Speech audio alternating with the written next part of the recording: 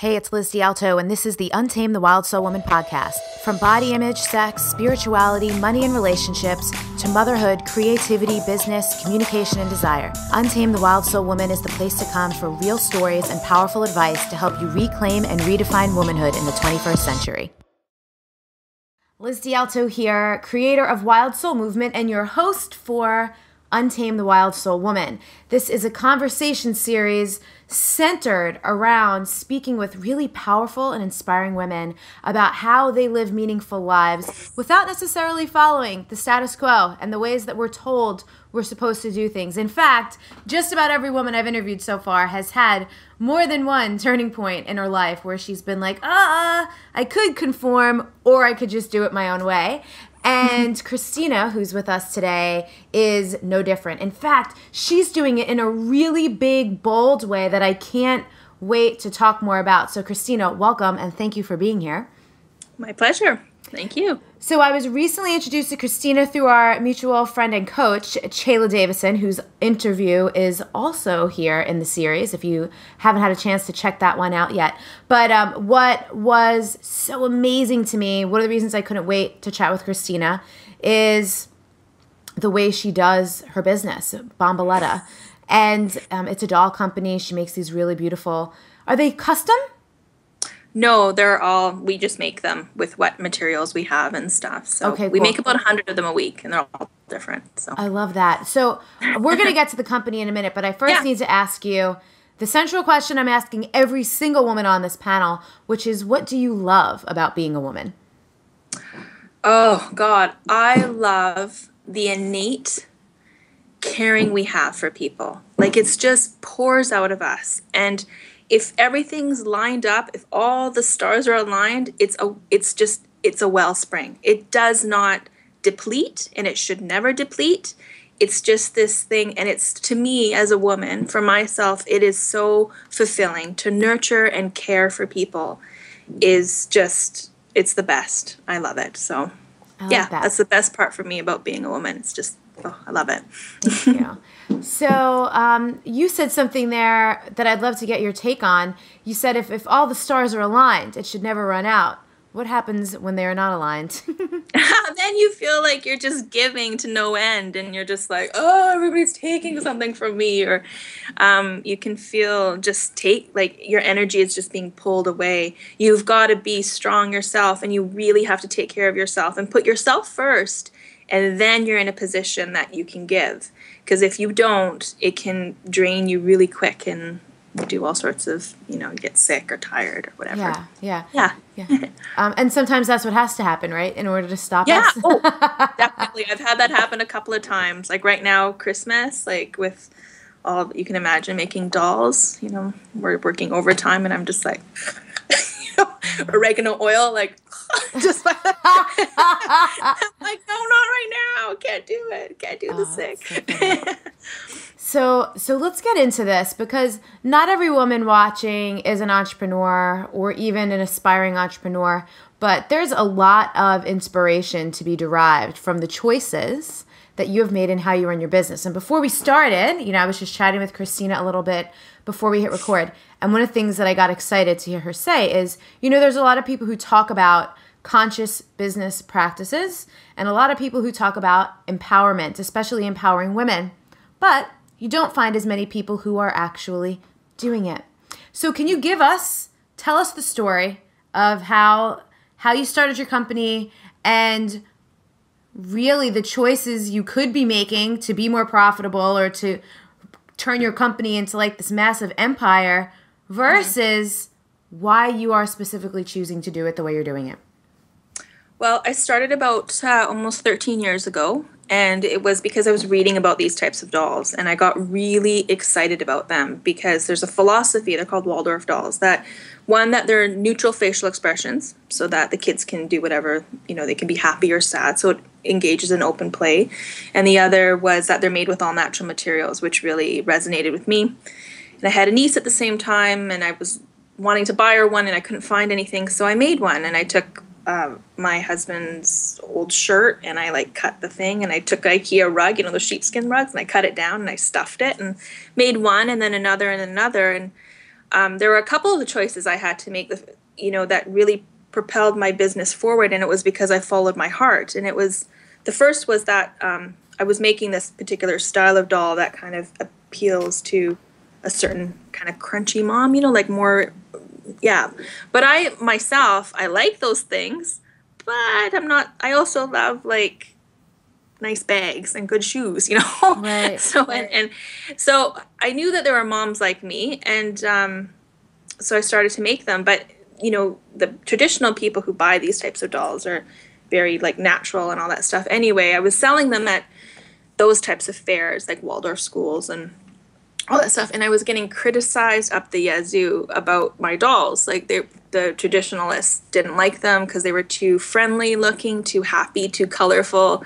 And I got slammed about them. People were like, these are like caricatures. And I just said, you know what? I could have just been, gone and done it their way, because that was my market at the time. But I really stopped and went my way and was like, you know what? I'm going to switch it, and kind of went online and found my people. So that was really great. But my business, I didn't really expect it to get to this. I mean, we employ over 50 women now. And what really happened was it was all me. Like, I was doing everything. I'm the craftswoman, I make them.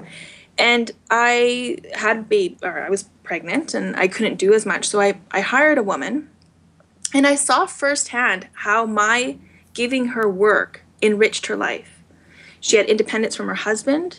She, financially, she had a sense of something, part of something bigger that wasn't just her kid, like it was just, it was so fulfilling to see that. And that's how I've grown my business, and then through word of mouth, I hire another one and another one and another one. And then now I seek out women that need the work. Like lots of my ladies have kids with special needs, or they stay at home. So most of my women stay at home so they can work at home and do their sewing. And then I have women that work in the studio and stuff, and I've grown it that way. And because of the size of that we are, and we have like a huge social media following, and our dolls sell out, like it's a pretty thing. We've gotten lots of investment interest in our dolls, or companies that want to license what we do and stuff. And it's like when you get to a certain point with making stuff, it's like the road is paved for you to go offshore. It really is. I mean, financially, so much more money. And also that you don't have to look at people face to face. Like if they're doing a crappy job, or their kids are sick, or all these things that I deal with every day, you don't deal with that when you offshore. It's just you order your stuff, you get your stuff, you're done. And I've had all these different offers to do this kind of stuff, and I just, it's like they dangle the carrot, but in front of you with money. But then I think, okay, so there's my bigger house and nice cars and all that stuff, or these 50 women that, I put food on their table, and I don't know what their alternative would be, and all this stuff. It's like, what is true abundance? What is true abundance? Like that, the feeling I get from what we're doing here is far more than the fancy craftsman house, or whatever. It really is to me. It's enough. It is, I pay my mortgage and I'm okay. To me, I would really rather just help more people and do it that way. And then on a business side, I mean, people, when they buy the dolls, they're not just buying a cute doll. They know our story. This is the beauty of the internet. We've been able to be so transparent with what we do. People can know the faces of the women that are sewing their dolls, and they know like every point of how we make these, and they really are emotionally invested. And then the women that work for me also see that on social media. I mean, I think we've got like 34,000 on Facebook. It's just this thing that happens. It's a beautiful community. It's absolutely gorgeous. And yeah, I mean, it really, when women are working together with their hands, there's something so primal about it. It's innate. And it's when we get groups together of women working, the healing that comes up out of it, like women talking about like instant sisterhood, all the veils of shit just fall away. Like people are just there and talking, and it's really a magical thing. Yeah, it's really beautiful. So a lot of things, I'm loving this. I'm loving it so much because a lot of Untamed the Wild Soul Woman is about being counterculture. And this term I keep using, which I don't know if I made it up. I probably didn't. But deconditioning. Deconditioning ourselves. So we really are. And I know you're in Canada. Like I'm in the U.S. But I think this is pretty global. This concept of bottom line, bang for your buck, more for your dollar. Oh, all the profits, time. Profits. So I love that you're choosing community and to follow your heart and to do what feels good. This is something that I've run into in building my business as well. When I was just this past year rebranding, just from my name and being in fitness and health into Wild Soul Movement, one of the things I decided was I have to do it my own way. I just can't follow the outlines for online business and internet marketing the way I've tried. I tried that for 3 years. There's a reason why it wasn't working, because it wasn't me. But it's really scary. So scary to not just, like what you said, anyone could talk about it, right? I got to do it my own way. Or if I was running a business, I would do it this way. It's very easy for people. I'm sure you get that a lot too, opinions from friends and family or whatever. Oh, but when it's your money or your family's money or you've had an investment or whatever, when it's your capital on the line, it's friggin' terrifying. So how did you and do you continue to navigate the fear of making these really bold choices that you make? Oh God, I like dip into spirals of like, what am I doing?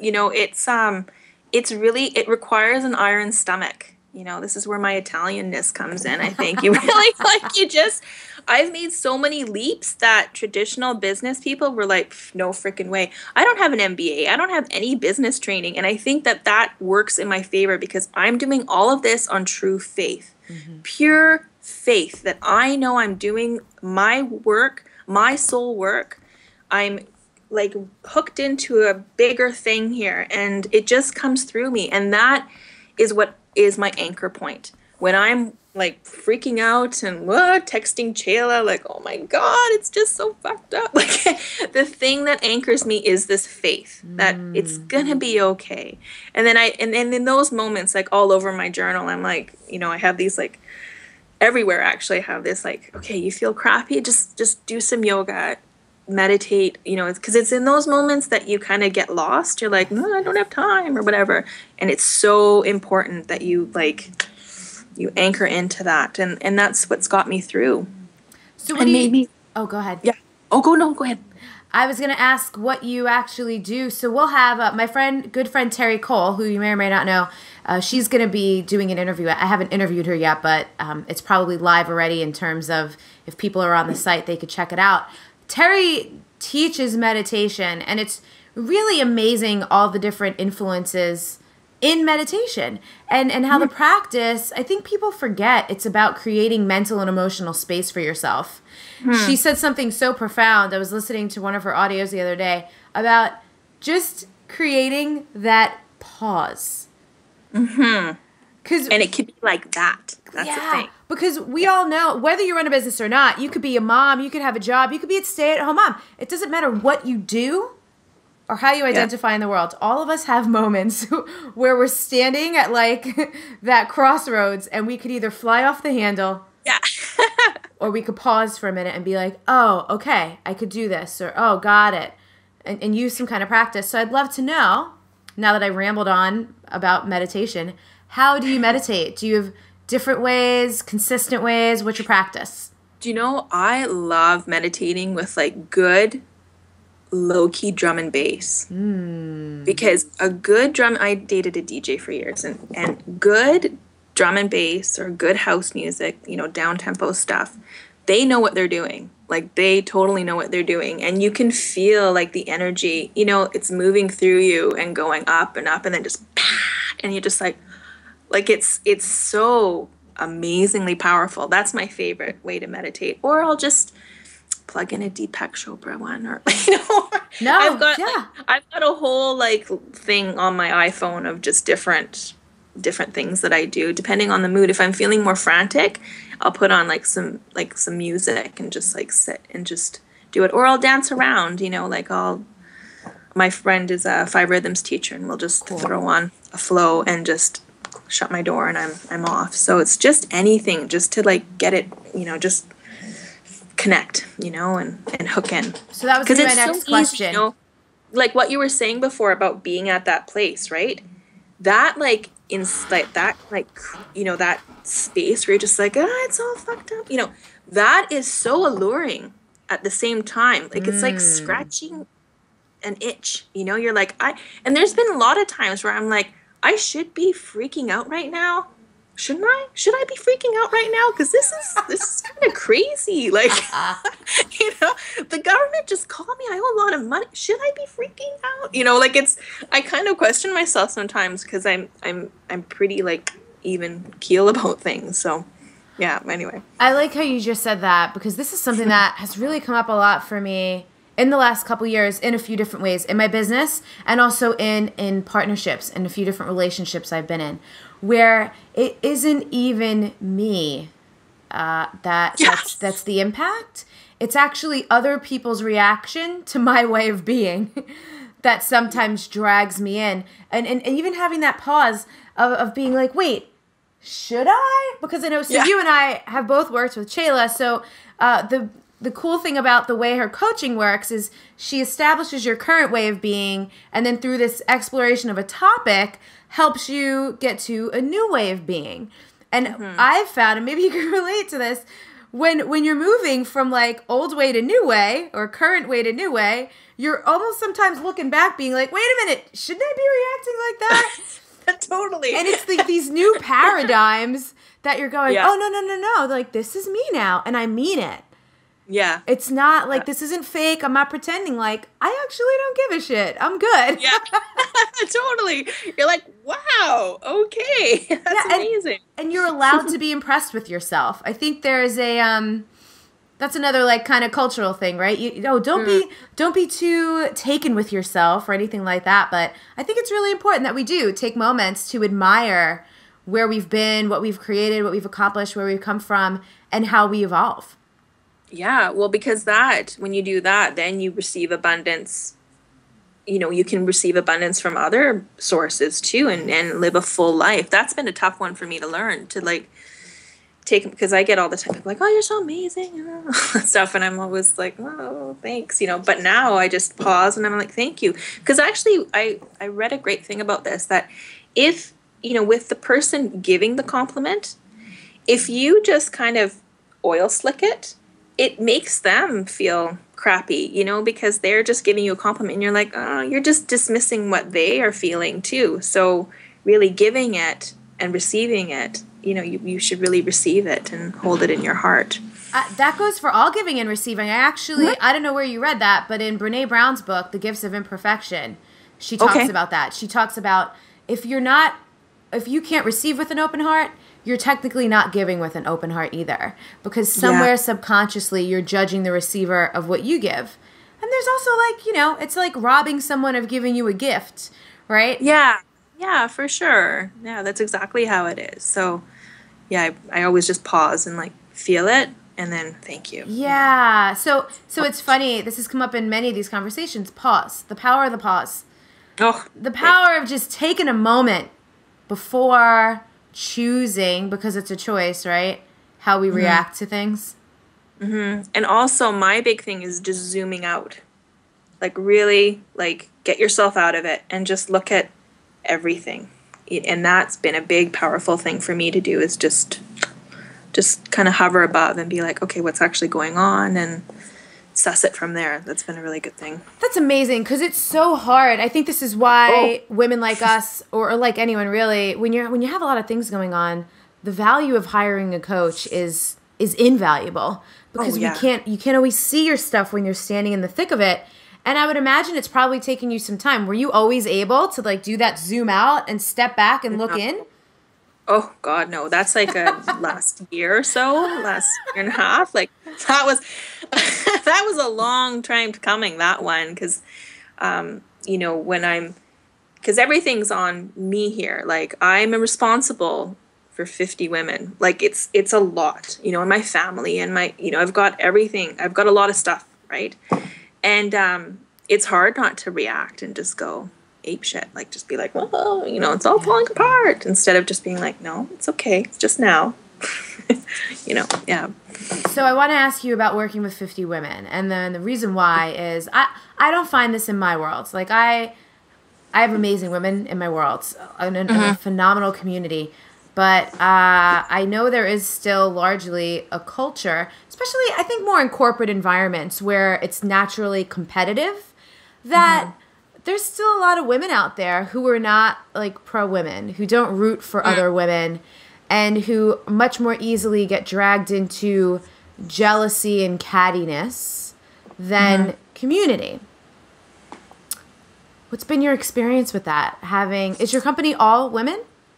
All women except for my husband, who makes all the doll heads. That's what he does. So, God bless your husband for working with 51 women. Right? It's so funny too. To like counteract it, he watches UFC. He's like making doll heads. It's like, it's just the balance. It's all about balance. Amazing. He's so sweet. I haven't found any of that actually in my business. The way I've set it up, you know, there's 8 of us that work in a studio very closely. We know more about each other than you would imagine. It's a true sisterhood, and we, that's just what it is. And everybody knows their job, and everybody's part is as important as everybody else's, and we switch a lot. So there's no hierarchy. It's amazing. Like, we care about each other so much. You know, it's really, you know, we vacation together. Like, it's a really amazing thing. Yeah. That's a culture you created, though. Yeah, and you know what? When I hire people, it's not really on skill. I hire on something I recognize. And I just know when they're my girl. You know, I'm like, you're it. Like, it's something immediate, and I trust that more than anything. The times that I haven't trusted that, when someone's come in with a lot of skill, it's not ended well. You know, it just doesn't work out. But the times that it's amazing. And I'm glad you said that, because we all, in any area of life, right, that happens. We can all think about, I remember that time I didn't go with my gut. Yeah. That did not end well. Like, we all have those for all kinds of scenarios. So, and I bet there's women watching who maybe do run businesses, or maybe they're just like managers. Maybe they are in charge of hiring and firing. So I would love, within this kind of communal culture that you've created with your women in your business, even when you know you've made a poor choice or you need to let someone go, it's probably still gut-wrenching and not easy. It's the hardest. How do you do that? Well, this is where Chayla calls me the queen of manifesting, because it just happens. Like, I really honestly trust, and you know, I struggle with this because I'm just being a chicken shit, but it always works out. I've been in business for, you know, all these years, and it always works out. If it's not working, like, for instance, I had an employee that for the last 6 months, I've been like, but where would she get work? And feeling really responsible for her, you know, like, she's a single mom, and oh God, you know, and I don't know if I can keep her financially and all that stuff. You know, she's great. I love her. So I was actually putting myself second, because in order to pay her, but all in the back of my mind was, it's going to work out, because if I let her go, if it would have turned our friendship, it would have struggled. Just, you know, it just wouldn't have happened well. It wouldn't have turned out well. And a couple weeks ago, she found another job, and it's perfect for her, and it's close to home, and it's just worked out. So and it's been like that with everybody. Like, everyone that I'm just kind of like, they end up going away, or it's like, I love the universe so much. Like, I'm just like, thank you, because it's just, and it flows beautifully, where there's no hard feelings, there's no shit said behind my back, or there's nothing. It's just clean.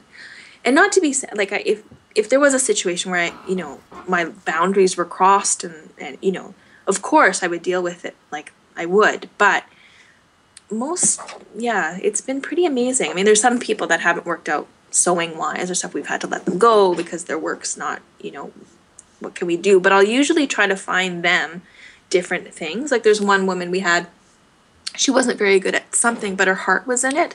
So I'm trying to find her something else to do, just to really like keep them in the community. Yeah.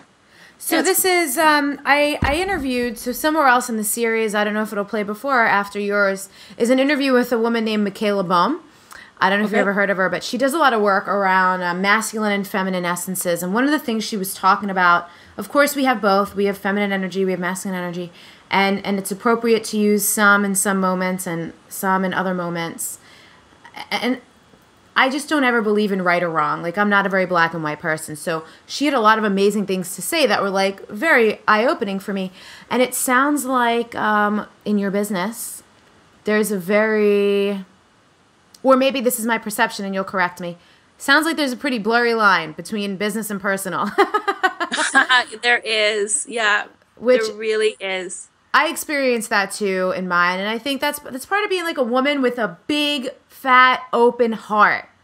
Mm-hmm.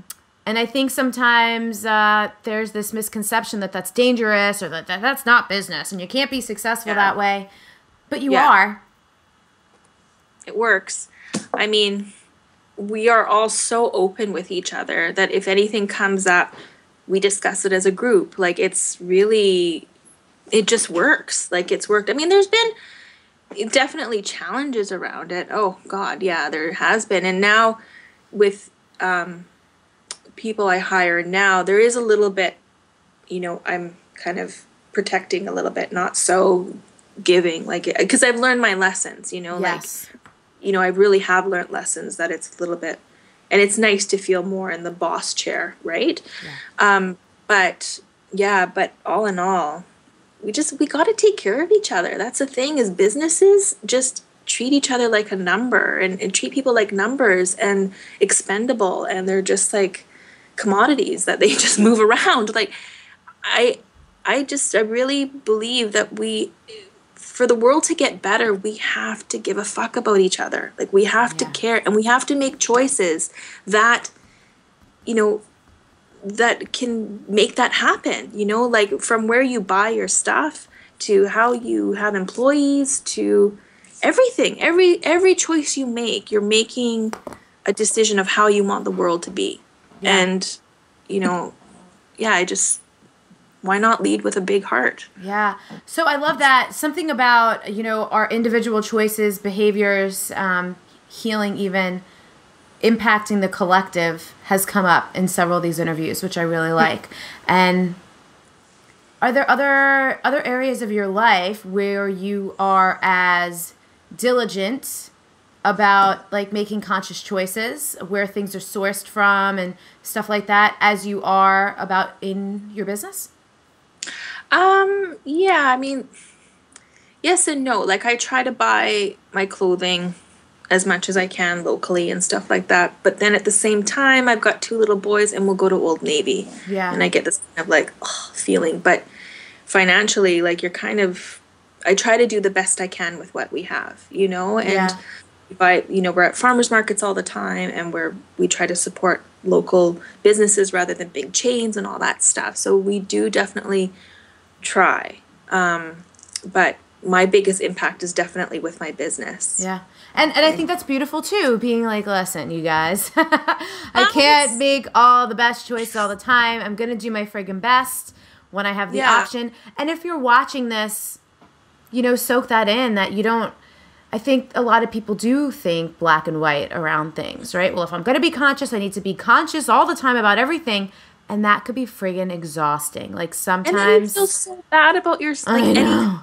And like, it's like moms with breastfeeding, right? Like, if they have to give, I remember with my first one feeling so sick because I had to give him formula once in a while, and like how that weighed on me.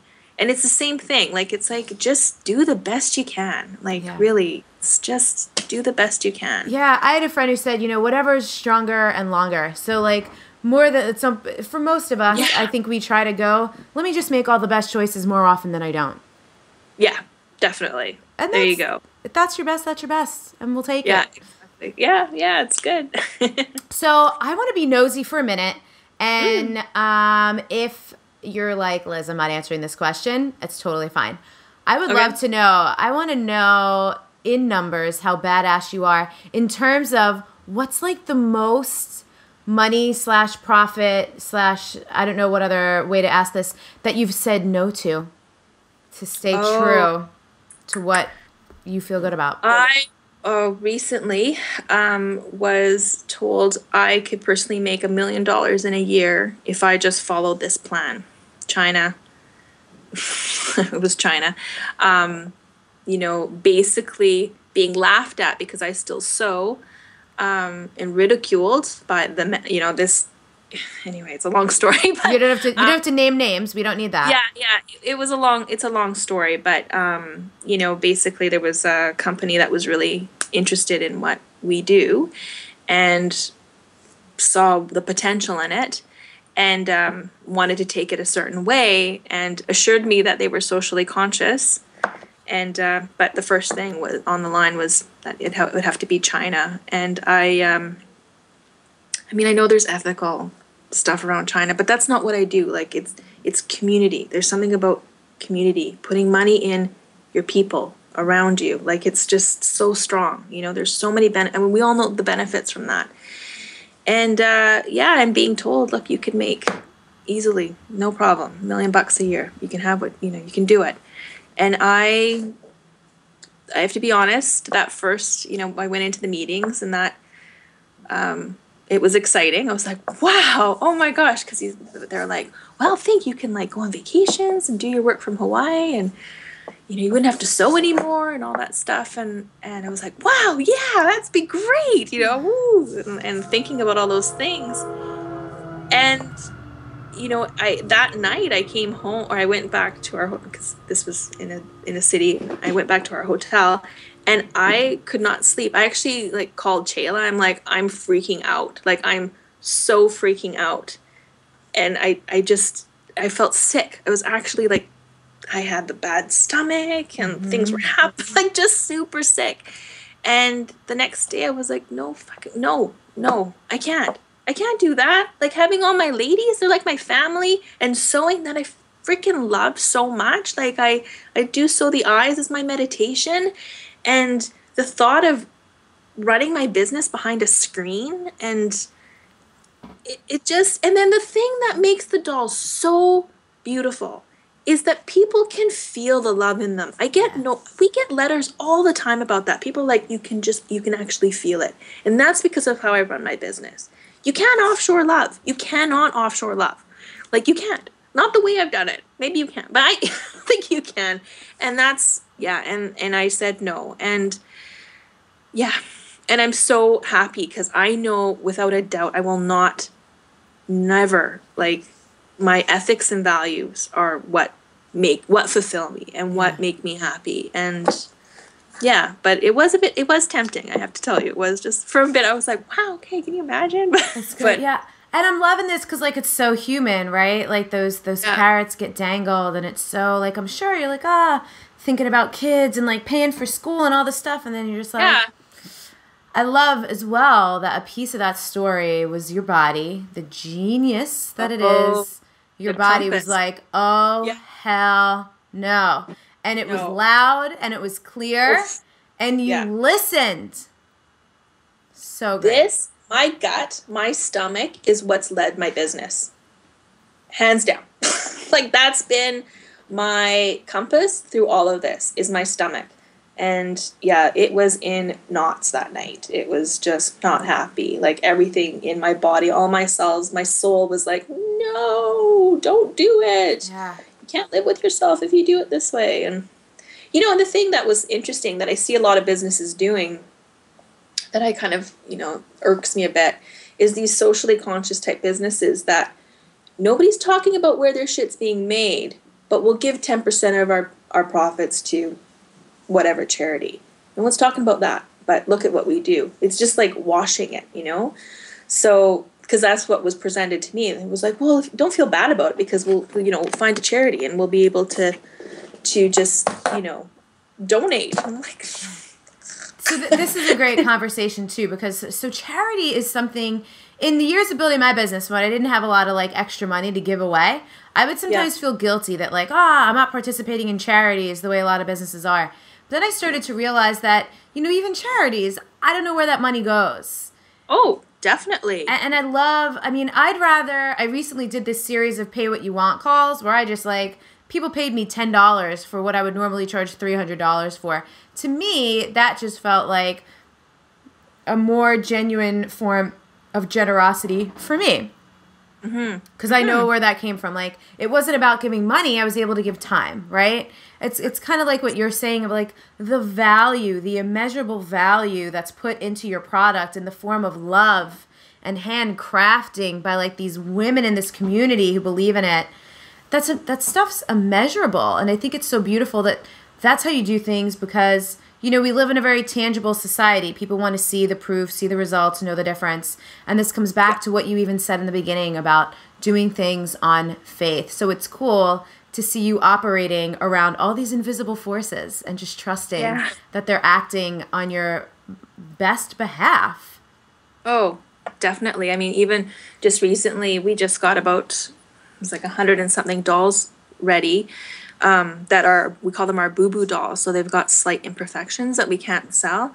So my accountant always gets mad because he's like, take it apart, use the parts, the scraps and stuff. But we did them all. We made them all pretty, and we've given them to like BC Children's Hospital, Ronald McDonald House, like all children's hospitals, and like for kids, because that's like that thing, that magic in them. It has to go to children. It has to go. Like, there was 2 separate like psychics, seers, healers, people that have told me before that what we're doing is like basically taking the children's angels and like working through. And it's incredible how the dolls find their kids.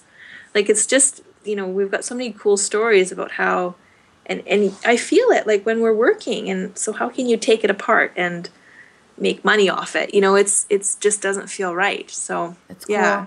And this is so, I hope people without businesses tuned in to watch this interview as well, because again, we just have so many choices that we can make in our lives all the time that aren't about the money, even though our culture stresses us the hell out about money all the time. It's just it's not the only barometer. It's not the only scorecard. It's not the only thing. And the benefits to be derived from allowing ourselves to explore outside of that single-focused type of value. Freaking magical. Yeah. Oh, it is the realm of magic, definitely. Super cool. So I want to know your belief in these things. How do you cultivate it? How did you even form it? Like, what are your spiritual practices, if you don't mind my asking? I could care less. I have no attachment to what people believe in, what their practices are. I'm always just curious. Well, nature is a big one for me. Like, I always, I live in a very beautiful space here, like a beautiful area, and that fills me and heals me. I moved here because I lived in the city before in Vancouver, and I was actually feeling like pulled apart, like energetically, and just my being. I'm very, very sensitive energetically, and it was just, I never felt grounded or anything. And then I moved here, and I feel so protected with the trees, and just, I can really hone in on connecting with myself. So I do a lot of things in nature. Like, I do a lot of hikes and stuff like that. That's my church, in old growth forest. There's nothing better than that. And meditation, pretty regular practice, and yoga and stuff like that. I mean, I was born and raised Catholic, Roman Catholic, Italian, but went to school the whole bit. But I don't practice anything like that anymore. So yeah. That's cool. Yeah, like I've got like all around me in my studio, I've got quartz and rose quartz, and I really believe in crystals. Even in my dolls, some of my dolls have rose quartz and amethyst chips in them for the No kids. way. Yeah. Oh, I was already loving everything you said. That's my favorite. I know, rose quartz and amethyst is pretty yummy, isn't it? So, yeah. It's so interesting because I think for many of us the journey is back to being curious little kids. Oh, yes. We become grown-ups and we follow the rules and we achieve and accomplish. And then again, so many women in this series, it's like, yeah, I was doing it this way. And then that's what Untamed the Wild Soul Woman's about, right? It's about untaming. It's about remembering. It's about going back to that like fun, playful stuff. Because what do you do when you're a kid? You play outside, right? You play in the dirt. You don't care. And it's the grown-ups. And you get lost. Yeah. You get lost like in projects, those hours lost in something. That's incredible, And I read a quote recently that was fantastic. It was like, the thing that made you weird as a kid or what made you spectacular as an adult or something like that. And I was like, that's exactly it. Exactly. Whatever you were this weird kid about is what makes you amazing as an adult. So you just keep weird. Keep remembering what you are, Get back to weirdness. Yeah. I trained in Reiki over the last couple years, and I'm playing with crystals all the time. And it makes me feel like a wizard or something. Yeah, Just playing with my stones and doing my symbols. Little bowl, you're like. I was playing with singing bowls in a store the other day, and I'm like, that stuff, the sound, so fun. Yeah. Yeah. I'm in the process of calling in, I want to find a really great singing bowl for my place. And I'm just taking my time until I find, the one. Yeah, it'll find you. I know! That's so fun. Sure. It definitely will. So, Christina, under this title of Untamed the Wild Soul Woman, I know we've talked a lot about your business and your heart, but is there anything else before we wrap up? Anything that you would love to say that I haven't asked you about? Well, we've pretty covered it because we've talked about the spiritual aspects of business, really just following your gut. It just serves you. It serves you so well. It's your compass. It's what guides you, and your body just knows when things are good. Yeah. So just trust it. It's awesome. It's cool. And even just the practice of trusting that you can't mess up. Every choice you make. Oh, it leads you to where you're supposed to go. Totally. And it's always I'm actually now at a place that when things are really crazy bad or with drama and stuff, I'm almost excited. I'm because the cracks are what let the light in, right? So I'm okay, something's gonna happen, something big is gonna happen, and it's pretty, it's exciting. That attitude's amazing. I agree with you. I love when stuff goes wrong. I'm ooh, I can't wait to see what magic is going to come because all this shit's really crazy right now.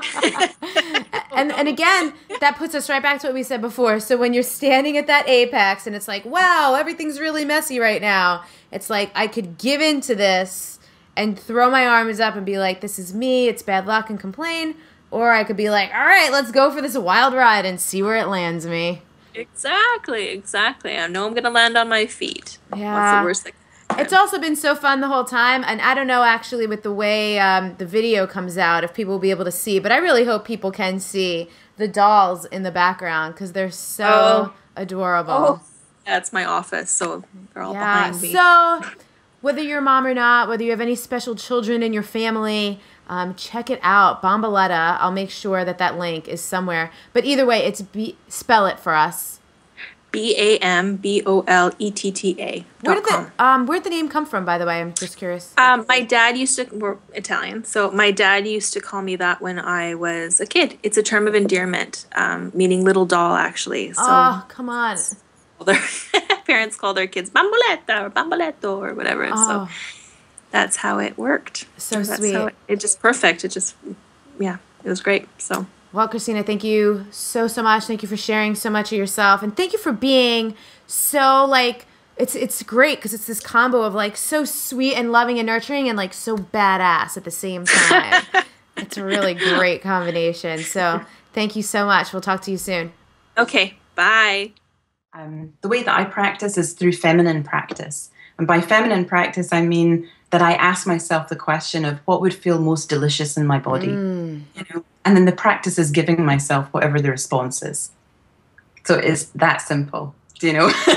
So it could be anything from, you know, going for a walk outside. I live right next to the coast, so I went for a walk out to the harbour and feel sort of the full elemental embrace.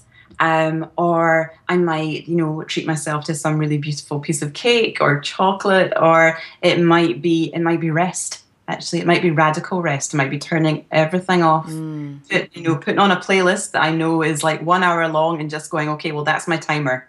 Yeah. You know, just going to rest. Or it might be something like yoga, or it might be something, you know, like I go for shiatsu sessions at least once a month.